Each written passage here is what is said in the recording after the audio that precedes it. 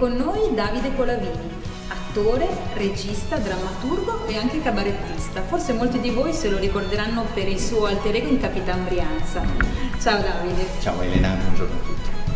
Davide, ci hai abituato alle risate, ma tu sei un attore completo e al Festival Terra e Acqua, di cui abbiamo parlato prima, presenterai un monologo molto particolare che si intitola Pezzi 4 giorni di Plinio. Vuoi anticiparci qualcosa? Sì, Pezzi è una storia territoriale, ambientata proprio in Lombardia, in un piccolo paesino montano sopra Lecco, che racconta di una piccola comunità molto chiusa dove nessuno, nel 1946, l'anno in cui è ambientata la storia, nessuno ha mai pensato di uscire, perché ovviamente la comunità è una comunità contadina e quindi è una comunità autarchica che vive lì.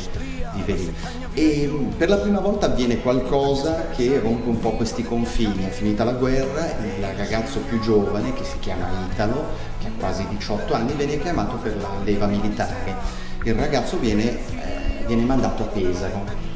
Pesaro per la prima volta non vede vecchi paesani, ma vede ragazzi con militone, per la prima volta incontra dialetti nuovi, per la prima volta vede il mare. Complice il mare si innamora di una ragazza marchigiana, riccioli neri, pelle abbronzata, molto diversa insomma da magari le fattezze delle ragazze qua per l'epoca. E in quel contesto la ragazza verrà su, la comunità verrà sconvolta. E ovviamente la storia è inventata, il comune di Mendozzo non esiste, nemmeno la località di Plinio. Il lavoro è un lavoro nel tentativo di ricreare una situazione che potrebbe essere successa in qualsiasi punto d'Italia, in Sardegna, in Lombardia, in Calabria, ma anche in Belgio. Non c'è una territorialità riconosciuta. Sono delle atmosfere un po' dark in questo spettacolo, in cui tu hai deciso di coinvolgere anche Davide Van Desfros. Ci spieghi un po' in che modo e soprattutto come nasce l'idea del suo coinvolgimento? Davide è stato contattato con voi e con un po' tutti, proprio perché intanto rappresenta una territorialità espressa ai massimi livelli, e poi perché c'era proprio l'utilizzo del dialetto o comunque di spurie dialettali, delle influenze. Secondo me erano importanti proprio perché si voleva togliere quella sensazione di horror americano dove sono tutti palestrati, parlano in dizione e tutto risulta molto finto.